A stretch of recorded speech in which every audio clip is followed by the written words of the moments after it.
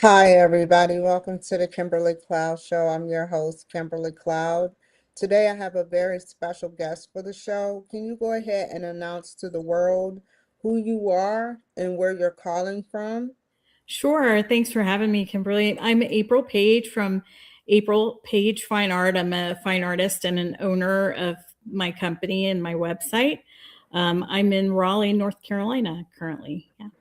Okay, and can you tell me about your extensive past leading up into your present? Yeah, sure. So ever since I could pick up a crayon when I was a child, I was able to draw and create. And I was, my family helped to perpetuate more of that as I grew up. I was in a lot of contests and things. I went to art school for a brief minute, but I didn't really fit in there and the clickiness of it all.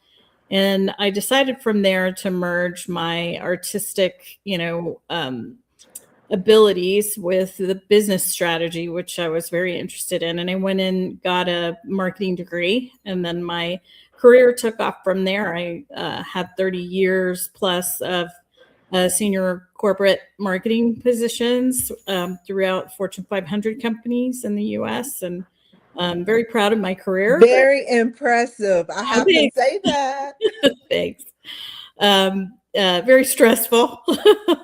That comes with all that responsibility. But I decided in June of 2025 that I was going to turn my side hustle, which I've had my fine arts business as a side hustle for many, many years, probably 20 of those 30 years.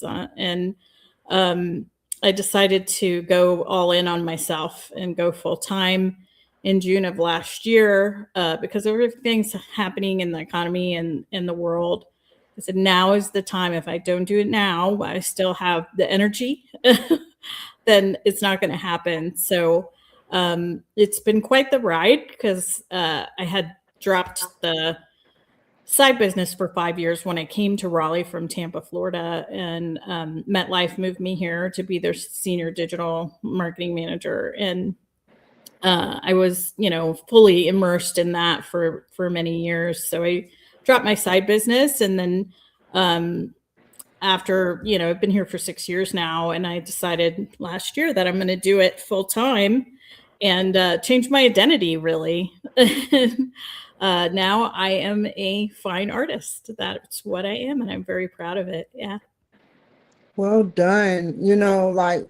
Tell me before we move into you being an artist, um, what did you learn from the corporate world? And tell me how you incorporate what you've learned into your artist work. Sure. Yeah. Wow. So many things. I mean, I was also a national speaker on stage and a trainer for some of those companies. I trained a lot of their agents, but it helped me, get out of my shell because, believe it or not, I was very introverted. So they pushed me to come out of my shell and be a speaker on stage with thousands of people, from hundreds to thousands. And then I had to learn how to get myself out of the way, meaning it wasn't about me. I was delivering the message. So that was very integral in, matching up with my art. My art really comes from me, but it's something I'm bringing into the world as far as beauty, and it's really becomes its own thing after I'm done with it. What people interpret it to be is its own message for that person. What people, value in it is private to them, so I have to get myself out of the way and think it's not a judgmental reflection on me. If they don't like it, they'll find another piece that they don't like. It just doesn't resonate with them. So I learned that a lot. I learned how to manage processes and be very organized and detailed. That helps with my art business, a lot. Having having a marketing background and trying to delve into the art world has been an interesting experience because it's a whole different animal than corporate, as you can imagine. But there are very, similar things that you have to keep track of and keep processed of. And that's very helpful. I think a lot of artists that I've talked to one-on-one in the local area. They don't have the marketing background that I do, and they are struggling. So they tell me where to go and what's happening locally. And in return, I give them, some tips and tricks on what they should do, for their marketing side of their business. And it's very, apparent to me that it's needed. A couple of them have asked me if I would be a consultant for them, but I'm not ready to do that yet.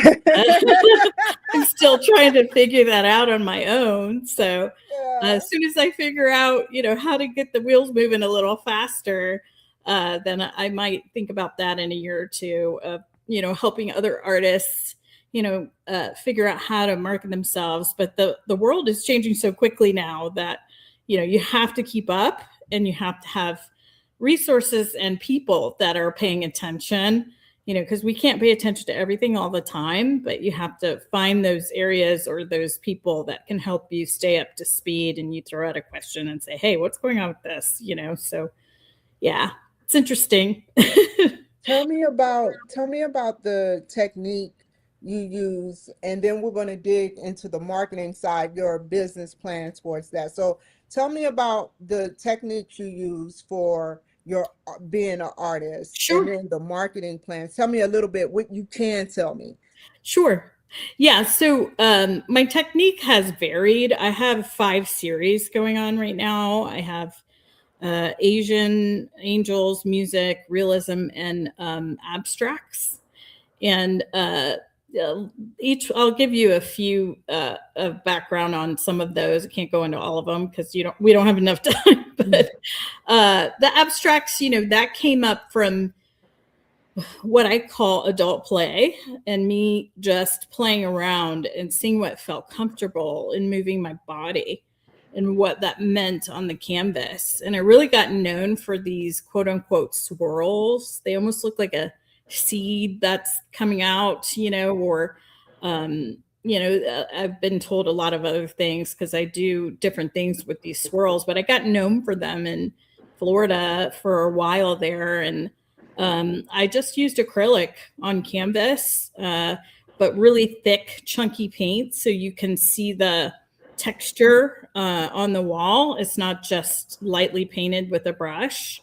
I also have used in the past what I call my box of toys. I have things that I roll on the canvas to give me those things that aren't planned. So I have dog toys in there. I have computer equipment that's no good anymore. I have kitchen items that I just dip in paint and I roll it on the canvas to see what happens. And then that directs me to, oh, there's something interesting going on there. Let me follow that string and see where it goes. And some of my, quickest selling pieces have been when I let go. And, we talk about this on my show pretty often when I talk to creatives is, that fine line between having all the knowledge and the technique on one side, like perspective, color theory, all of that jazz.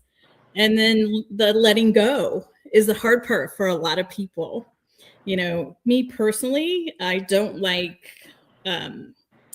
photorealistic art. I just don't like it. I know there are a lot of people that do. I think it's amazing that people can do that. In art school, I knew a lot of people who could, but it's not painterly to me. I want to know that I want to see the brushstrokes. I want to see the energy on the piece. So it's really important to me in my work that I get some of that on the canvas. And then I do have others that I painted that are angels or symbols of angels that were statues that I, painted in a more monochromatic style. And I have these blues musicians that I also painted in a monochromatic blue, dark blue, white, and a little bit of black. But I got to that style from painting with a tattoo artist that became a fine artist.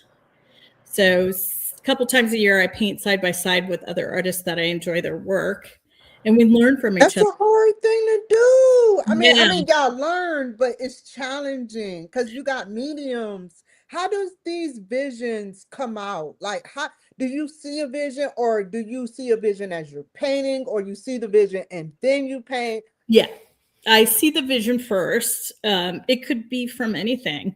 Could be from TV, a movie, a magazine, from what somebody said, from what I see in nature.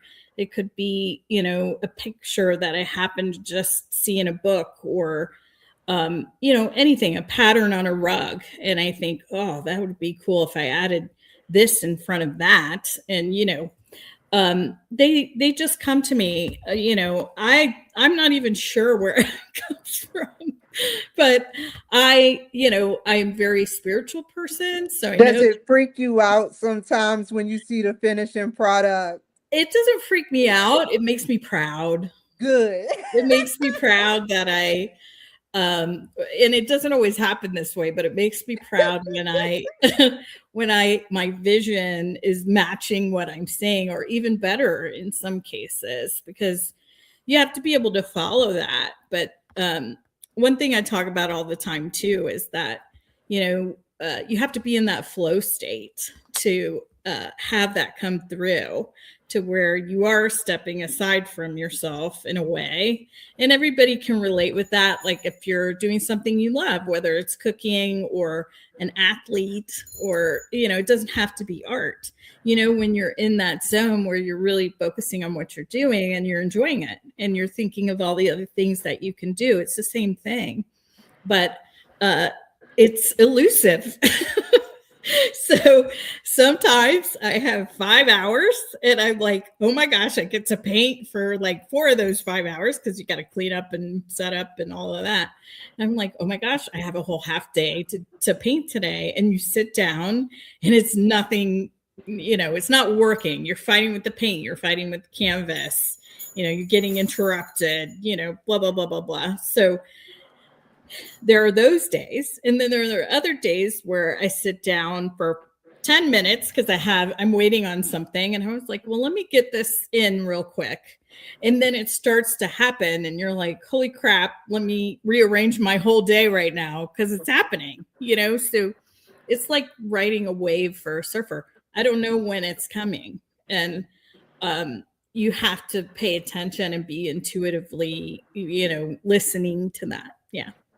Did you get visions as a child when you were painting? So I loved coloring books, but then I graduated from that very early on and started creating my own characters and puppets. And, I just stayed in my room and was very much an introvert. I didn't talk to anyone outside my family until I was 8 years old or older. And my family thought something was very wrong with me. And so they made me go out, and, they're like, you need to go outside. You need to play with the kids. I'm laughing because the way you're saying it, but that's not funny. It is funny because I would cry and I'd be like, I don't want to. Why can't I just, I was happy. They don't like me. Why am I going out there? So it's funny to me now, and we all, laugh about it. But yeah, I was very to myself, very shy, which you would never know that now. And especially after, ironically, becoming a national speaker. But I think that's funny too. The fact that I went from not being able to speak to anyone outside my family members that lived in my household, by the way, even the ones outside I was very shy with. And then all the way to speaking on national stages. I think that's pretty hilarious. The way you just never know where your journey's going to take you. And tell me about the first event when you first got up on stage, the lighting, you looking to your left, to your right. You're like, what the freak did I get into? Oh, you have no idea. Yeah, no. I would break out in hives. So and I would sweat. So I had to wear extra clothing, and I had to wear high neck things because I knew my whole chest was going to break out in a rash. And I had to prepare, heavily mentally before, and just keep reminding myself that it's not about me. That helped. But, in the beginning, I would just shake and so nervous and just didn't want all the judgment and the eyes on me. And then what happened, soon after doing it for a while, like, you kind of get used to it and it's not so scary anymore. And I started to, like, the first 2 or 3 minutes till I got comfortable, then I would get into what I was saying, and then it was fine from there. Like, as soon as I hit that 2 or 3 minute mark, I agree. I wasn't as nervous, and I was like, okay, I'm in the flow.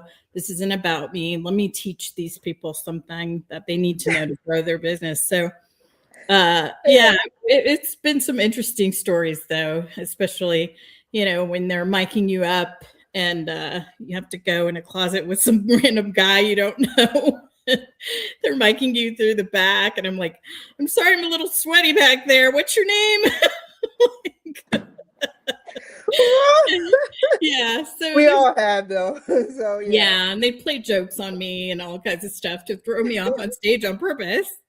And wow. after I got much better at it, they would do stuff like that just to be funny. But was it like a Toastmasters throw you off, where they do you off to, like, challenge you to the occasion type thing?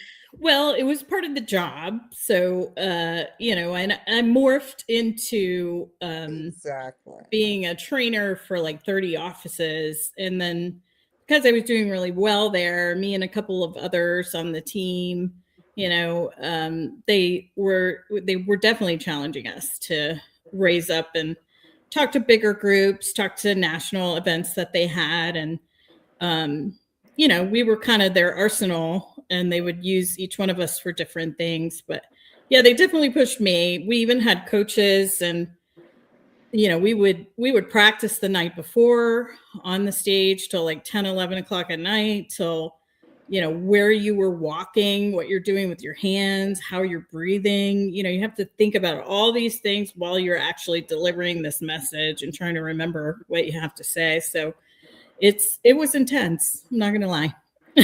I think, like, tell me, is there any perfect audience where the frequency is on pack? Because when I see stuff at like TEDx, you watch a TEDx talk and you like, it is, the frequency is tuned and everybody is in sync. But you go to other certain meetings and like somebody is, doing something, Yeah. you'd be like, oh, that threw me off. Yeah. You know what I'm saying? Yeah, no. Yeah, for sure. I had one really funny incident that I'm thinking of. One of my offices was in Colorado, and I went out there to spend a week with the management team and training them on the new things that were happening. And I have to morph myself with each one of these groups. So I had 30 offices. So you have to kind of go with what the audience is for each one of them. And they each had 300 to 600 agents, right? So I was out there and I was training a group of their new agents, and all the managers are in the back. And it was a couple hundred people in that room. And I was trying to train them how to market themselves in their local area, what I knew, what was going on there, and morph our tools and what I knew was happening with a good strategy for all of them in different ways. So, I take the time to leave my home and my family and, fly there and talking for 10 hours a day. And I was having individual meetings as well. And then I looked up and all of them were not paying attention. They were all on their devices. And I just was really frustrated. And I said, okay, I want all eyes on me right now. Everybody look at me. I'm not going to continue until everybody is looking at me. Put your devices down, close your laptops. And I waited, and it took a minute because they didn't think I was serious. And the managers in the back are like, uh-oh, what is she doing? And I said, because they were challenging me, one of them was challenging me basically, what else you got with what I was giving them. And I worked hard on the hours of training that I was providing. It was customized. So I said, I said, listen up. I want everybody to listen really clearly. If you're not going to work, then you should probably leave right now. Like, Well said. I'm teaching you things that are established strategies that we know are working right now. And you're still asking me for more when you haven't even tried what I'm talking about. So, and the managers are in the back and they're like, get him, April, get him. I would have did the same I thing. was so upset. And then afterwards, I said, I'm sorry to the managing partner. I was like, listen, I lost my cool in there a little bit, but I was upset. He goes, no, we loved it. You should do that some more. They were scared. I was like, okay. Can I ask you a question? What was the demographics? Oh, it was all over the place. Like 18 to 40? Yeah, it could be anywhere from 18 to even in their 50s, starting out as Just looking at their phones oh while you're yeah. trying. Oh yeah. Wow, that was crazy. Yeah.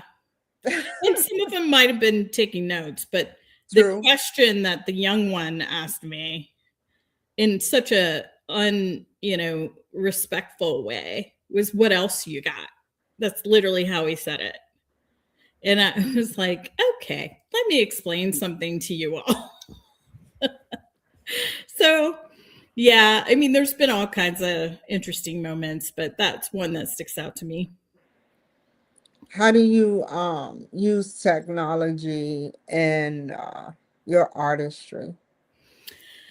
Well, so many ways. So I use it to see I've worked with a software called DALL-E. I don't know if any of your audience or people listening to us know what that is, but it's one of the many new AI softwares out there that merge art styles and create artwork from the prompts that you give it. Is not necessarily there yet, but it helps me to see, like, if I want to take this style and merge it with this style, and I pick a topic and I say, okay, merge them together. And it gives me ideas that I might not have thought of. I never use that, output, but I think, wow, I never thought of, doing that over here, and I could change it to be this. And, it just sends me on a path of understanding, but it's not there yet. Like the renderings that it gives me are just they're very juvenile. I know that'll probably change in the future, but right now it's not like anywhere near something I would mimic from my prompts. Yeah. For all the artists out there, what is the best AI software other than just Dolly that you use for? Yes. One that I love and used to take me hours and hours and hours in the past to do is called Opus Clip. And it is, you can just go on their website and get a subscription or put the app on your phone. But once you have a video like the one you and I are doing right now, you can take that link once it's rendered, and it can be thrown into just by dragging the link into Opus Clip. And it creates 1-minute clips from our talk. And it does all the transcription, it does all the hashtags, and it ranks it by the AI engagement. So whatever 1-minute things you and I are talking about that they think people will be interested in, it rates that as, number one, and then it gives you like 30 of them in 20 minutes. It renders it. So not all of them are what I would choose, or some of them, What is worthy subscription? What is a worthy subscription? That one is worthy. It's like, I think $30 a month. That's not bad. Yeah, it's not bad. So in the past, that would have taken me like days to do that, from our talk to take the clips, do all the transcription, do all the hashtags, create a title, schedule That's true. Schedule it in social. And in there you can line up your social accounts directly, and they have a scheduler. So when all those 1-minute clips come up, and you can set if it's 30 seconds or 1 minute or 2 minutes, you can set the parameters, and There's a little button on the bottom. You click schedule, you pick the date and time. It schedules for you, and it goes out on that platform during that time, or all of them if you choose. So it's been such a time saver. I'm just like, oh, thank God for Opus Clip. So, and I'm sure there's others out there. That's just the one I know of right now. Yeah. Okay, and where do you see yourself going in the future with not only we were talking before the show and you were saying that technology has to have a balance. Yes. In under a minute, explain that and give me an example of why you feel like it should have a balance. Yeah, I mean, I think it should have a balance because we don't want to lose the ability to think for ourselves. That's really it. I agree. You want to use it to prompt you to things or ideas or concepts that you might have not have thought of, but you always want to customize it to make it true and authentic to yourself. I think it's important for younger kids, especially coming up with this technology as a given, that they should be taught how to use it so that they don't stop trying to learn for themselves and they don't rely on it. It needs to be balanced. It's a great tool, just like everything else, just like, email replace snail mail, right? This is just helping us from Google search to a more in-depth, AI driven prompt that gives us the information instantly. Whereas in Google, if you typed in, what is a, German Shepherd, you would get a bunch of articles about it. And in Chat GPT or whatever you're using, it literally explains it all. You don't have to search for it. So that's really the difference. But I think, there's got to be balance of not relying on it for everything, Thank you so much. And how can the people reach you? Yes, thank you. My website is the best way to get a hold of me or to see my artwork. I have originals, I have prints available, and I have an online interior design store where there's curated items for your home. I also have my show on there called Artist Antics with April. The URL is called aprilpaigefineart.com, and Paige is with an I. Yeah. Thank you so much. Thank And you. and I will stay on the line. Don't go nowhere. Okay. Thank you guys for joining my show today. Be safe, and I'll see you guys another time. Bye.